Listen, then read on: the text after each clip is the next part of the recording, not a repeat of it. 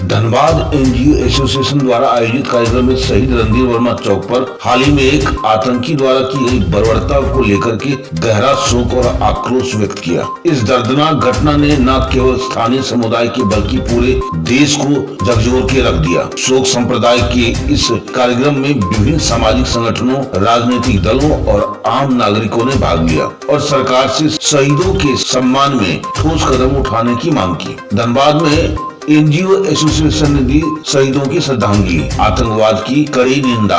इस कार्यक्रम का संचालन करने वाले धनबाद एनजीओ एसोसिएशन के प्रमुख संतोष विकराल ने कहा, हमारी मांग है कि सरकार उन निर्दोष पर्यटकों के लिए एक स्मारक बनाए जिनकी निर्मम हत्या की गई है। यह हमारे लिए न केवल एक क्षति है बल्कि पूरे देश के लिए एक दुखद घटना है। उन्होंने ये भी कहा कि आतंकवाद का धर्म नहीं होता है, लेकिन यहाँ पे धर्म पूछ करके एक आम निहत्थे नागरिक की हत्या की गई। आतंकवाद ने अपना धर्म भी अब बताना शुरू कर दिया है। भारत सरकार की जो एक्टिविटीज है, जो रवैया है, इससे स्पष्ट पता चलता है कि अब पाकिस्तान के साथ कुछ बहुत बड़ा खेल होने वाला है। आइए देखते हैं खास रिपोर्ट हमारे संवाददाता बॉबिन मुखर्जी, धनबाद, झारखंड से। सर, एक सवाल है कि 22 तारीख को जब पहलगांव में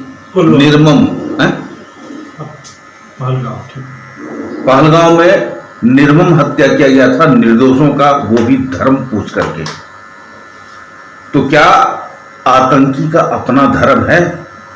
जब ये कहा जाता है बार बार कि आतंकी का कोई धर्म नहीं होता है, इस पे आपका क्या कहना है? देखिए, सबसे पहला बात क्या है कि सच्चाई है कि अपराध और अपराधकर्मी और आतंकी का धर्म तो होता नहीं है, लेकिन वो जन्म लेता है जहाँ, और जिस समुदाय में जन्म लेता है, समाज हमारा, देश हमारा, ये मानता है कि उस समुदाय का है, तो कुछ ना कुछ छीटा जो है समाज पे भी पड़ता है, उस समुदाय पे भी पड़ता है। इसी प्रकार से ये जो घटना घटा है, ये दर्दनाक है, अस्वीकारनीय है, निंदनीय है, और देश के हम वासी हैं तो देशभक्त होने के नाते देश की सभ्यता और संस्कृति पर जब भी, हमारे अवधारणा पर जब हमला होता है तो वह निश्चित रूप से हमें उद्वेलित करता है। तो उसी प्रकार से हमारे पर्यटकों की मृत्यु, पर्यटकों की हत्या इस देश के लिए शर्मसार करने वाली घटना है, क्योंकि हमारे सीएम हेमंत सोरेन जी और देश के विपक्षियों, कांग्रेस, टीएमसी, अदर दलों के जो भी लोग विपक्ष में हैं, यह लोग बताए हैं कि सूचना तंत्र के अभाव में ये घटना घटी है। तो सरकार भाजपा की सरकार है, भाजपा की सरकार ने भी अपने स्तर से प्रतिदिन नया नया स्तर से पाकिस्तान को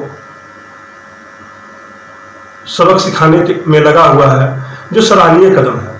लेकिन आज की जो परिस्थिति बनी हुई है कि पाकिस्तान और हिंदुस्तान में कब हमला हो जाए और कब अशांति हो जाए, ये देखकर देश को डर है। देश पूरा माननीय प्रधानमंत्री जी को अपना समर्थन दिया है, यहाँ तक कि सत्र बुलाने के लिए भी आग्रह किया गया है।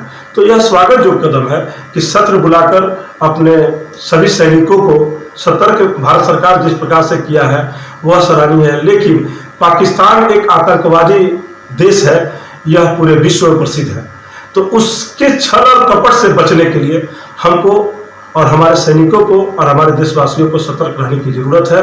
और ऐसे स्थिति में जब देश में आपातकालीन स्थिति आ जाए, हमला हो जाए, तो निश्चित रूप से कहीं ना कहीं हम सभी देशवासी प्रधानमंत्री को अपना समर्थन देते हुए, विश्वास करते हुए, देश के सैनिकों पर आस्था व्यक्त करते हुए पाकिस्तान के हमले का जवाब देना चाहिए और उसे एहसास कराना चाहिए कि तुम मेरे देश में आतंकवादियों को जब प्रवेश कराते हो और जो घटना घटाते हो, वह हम मुंहतोड़ जवाब देने में सक्षम है।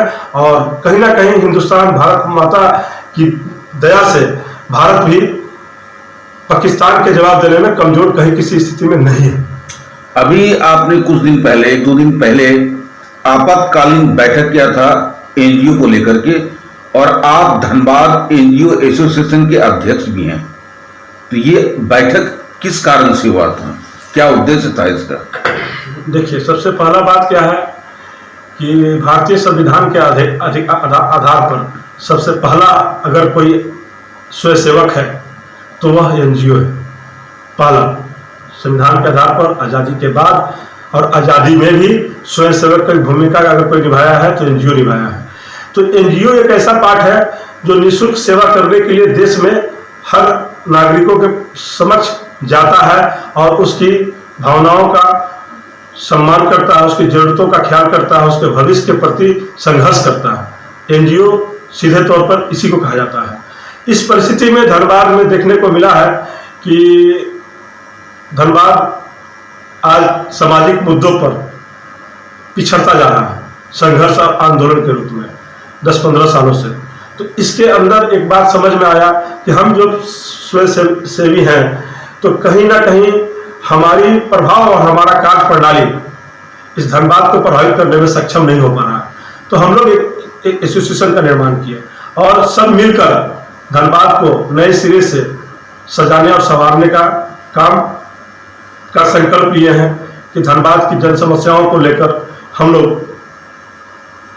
आने वाले दिनों में हर बिंदुओं पर प्रकाश डालते हुए संघर्ष करें और सरकार तक इस बात को पहुंचाने में सक्षम हो कि सरकार को ये समझ में आए कि जो हर साल गजट और बजट लाती है अपने डिपार्टमेंटल आधार पर, वह कहीं ना कहीं जनहित के से जुड़ा हुआ फंड रहता है और उस फंड का क्रियान्वयन कहीं ना कहीं सरकार के साथ जमीनी स्तर पर जो दिख रहा है वो नहीं दिख पाता है।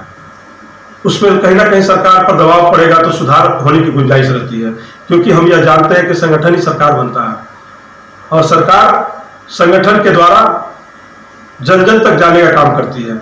उसमें कहीं ना कहीं बहुत बड़ा गैपिंग है, तो उस गैपिंग को पाटने का भी काम एनजीओ एसोसिएशन करेगा, सरकार और समाज के बीच में, जन जन के बीच में। इसलिए एनजीओ एसोसिएशन का गठन किया गया है और हम लोग कुछ अच्छा और नया करने के लिए तत्पर हैं।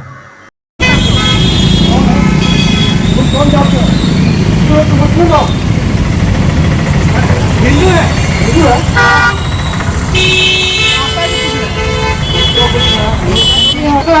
अगर कौन सा अपना प्रधानमंत्री को क्या बोलते नहीं करते हैं? हाँ, बोल देंगे हम लोग को छोड़ दीजिए। चलो नमाज करो, शांति हो। नमाज पढ़ते बोल रहे हैं। सलाम बोलो, अल्लाह अकबर, करो अल्लाह अकबर, अल्लाह अकबर।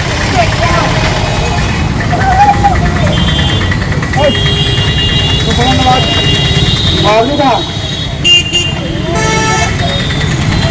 करो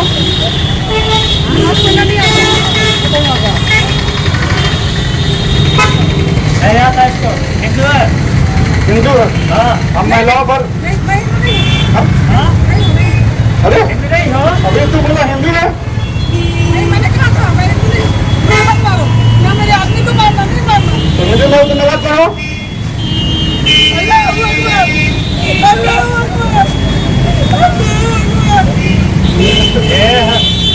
ये हिंदू लग रही है मगर ये मरने के डर से ये बोल रही है ऐसे।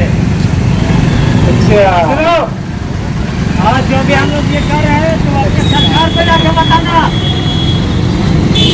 ठीक है, इसकी सरकार कहती है कि हम महिलाओं और बच्चों को हत्या करते मारते हैं। हाँ। लेकिन हम महिलाओं और बच्चों की हत्या नहीं करते हैं। करते हैं जा करके अपना प्रधानमंत्री को बता देना, समझे?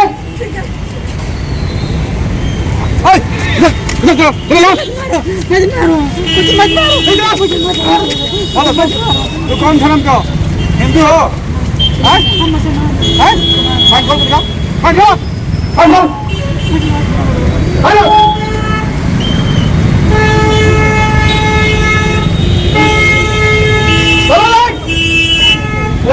तो झूठ बोलता है, ये तो हिंदू है।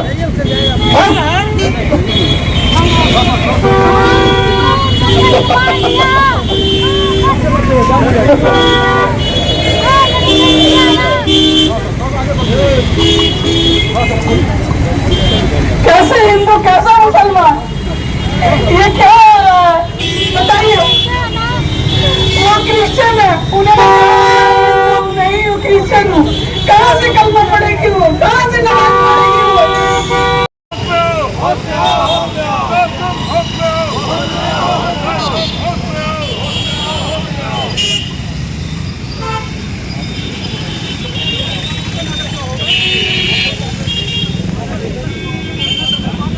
आप देख रहे हैं सब पर नजर।